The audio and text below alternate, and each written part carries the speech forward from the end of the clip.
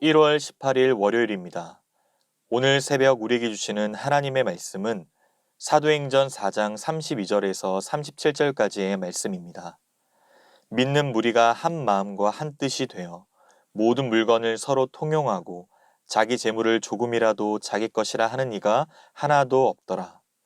사도들이 큰 권능으로 주 예수의 부활을 증언하니 무리가 큰 은혜를 받아 그 중에 가난한 사람이 없으니 이는 밭과 집 믿는 자는 팔아 그 판 것의 값을 가져다가 사도들의 발 앞에 두매 그들이 각 사람의 필요를 따라 나누어 줌이라. 구브로에서 난 레이족 사람이 있으니 이름은 요셉이라 사도들이 일컬어 바나바라 번역하면 위로의 아들이라 하니 그가 밭이 있음에 팔아 그 값을 가지고 사도들의 발 앞에 두니라. 아멘. 사도행전 4장을 마무리하고 있는 오늘 본문은 아름다운 교회 공동체의 모습이 소개되고 있습니다. 자신의 소유를 자기 것이라고 하지 않고 서로 공동으로 사용하는 모습인데 앞서 사도행전 2장에 기록된 모습과 매우 흡사합니다. 이것은 단순한 반복이기보다 2장에 기록된 내용은 오순절날의 기사를 마무리하는 내용이었고 여기서는 36절에 등장하는 바나바와 5장에 소개될 아나니아와 삽비라 사건을 대조시키기 위한 목적이 의도적으로 담겨 있습니다. 그럼에도 초대교회 성도들의 이러한 생활이 일시적인 것이 아니라 지속적으로 이어져 왔음은 분명합니다. 초대교회 성도들은 기적과도 같은 삶을 살았습니다. 먼저 32절에 보시면 믿는 무리가 한 마음과 한 뜻이 되어 모든 물건을 서로 통용하고 자기 재물을 조금이라도 자기 것이라는 이가 하나도 없더라 말합니다. 예수님의 제자들이 취한 행동은 자발적이었습니다. 왜냐하면 재산을 소유하지 말라고 강요한 사람도 재산을 팔아 바치라고 위협한 사람도 없었기 때문이죠. 모든 성도들의 기본 자세가 자기의 재물을 자기의 것으로 주장하지 않고 늘 나누어 쓰려 했음을 알 수 있습니다. 어떻게 이러한 일들이 지속적으로 가능했을까요? 그것은 바로 하나님의 은혜가 그들을 통하여 강력하게 역사했기 때문입니다. 33절에 사도들이 큰 권능으로 주 예수의 부활을 증언하니 무리가 큰 은혜를 받았다고 말씀합니다. 성령 충만함을 받은 사도들이 더욱 열심히 부활의 복음을 증거하였고 그 결과 많은 무리가 큰 감동을 받게 된 것입니다. 은혜의 복음은 선포로만 끝난 것이 아니라 교회 지체들의 실제적인 물질적 필요를 채우는 삶의 변화로까지 이어졌습니다. 그 결과 초대교회에는 두 가지가 없었습니다. 첫째는 자기 재물을 자기 것이라 하는 이가 없었고 둘째는 가난한 사람이 없었습니다. 이어 34절과 35절에서 어떠한 과정을 통하여 서로의 필요를 채워줬는지가 소개됩니다. 이는 밭과 집 있는 자는 팔아 그 판 것의 값을 가져다가 사도들의 발 앞에 두매 그들이 각 사람의 필요를 따라 나누어 줌이라. 은혜를 받고 헌신을 한 사람들이 때론 재산을 팔아 사도들에게 가난한 사람을 위해 사용해달라고 드린 것입니다. 여기서 발 아래 둔다라는 것은 드려진 재물을 사도들이 자유롭게 사용하도록 한 것입니다. 당시 사도들은 각 사람의 필요를 따라 공정하게 나누어 주는 역할을 했죠. 꼭 필요한 자에게 어떠한 차별도 없이 필요한 만큼 적절히 분배되었을 것입니다. 즉, 더 많이 가지려는 다툼에 의해 분배의 정의가 흐트러짐 없이 모든 일이 공정하게 이루어졌음을 보여줍니다. 하나님 나라의 복음이 임하면 가난과 궁핍은 저절로 사라집니다. 복음은 단순히 현실을 외면한 영적인 삶에서만 이루어지는 것이 아니라 영적인 축복과 현실적인 궁핍으로부터의 해결까지 모두를 선포하기 때문입니다. 복음을 통해 은혜를 경험하면 주변의 지체들을 돌아보게 되고 그들의 필요를 채워주려는 강한 동기와 열정이 생기기 마련입니다. 내 삶의 주인이 바로 하나님이심을 확실히 깨달아 주께서 세우신 몸된 공동체를 사랑하고 섬기고 아낌없이 헌신할 수 있게 되는 것이죠.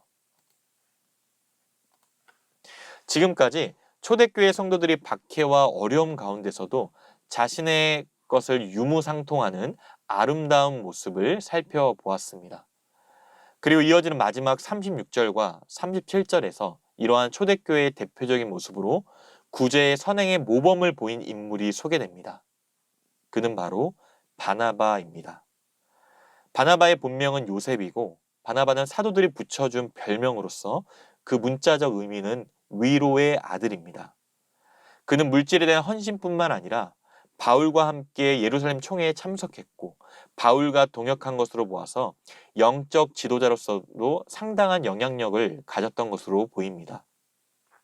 그는 별명답게 다메섹에서 변화받은 사울을 사도들에게 소개하였고 다소에 있던 사울을 안디옥 교회로 초빙하여 함께 목회를 하였으며 제1차 선교여행에 실패한 마가를 격려하여서 제2차 선교여행에 동참시키기도 했죠. 이러한 바나바가 교회 공동체를 위해 조금도 아낌없이 자신을 들여 헌신했음을 말해주고 있습니다. 37절입니다. 그가 밭이 있음에 팔아 그 값을 가지고 사도들의 발 앞에 두니라. 여기서 값에 해당하는 토크레마라는 단어는 밭을 판 총액을 강조하고 있습니다. 이는 앞으로 살펴볼 5장에서 등장하는 아나니아와 삽비라 부부와 대조를 이루고 있음을 알 수 있습니다. 또한 알렉산드리아 교회에 남겨진 자료에 의하면 당시 교인들이 1만 9천 명의 거린들을 부양했다라고 전해집니다.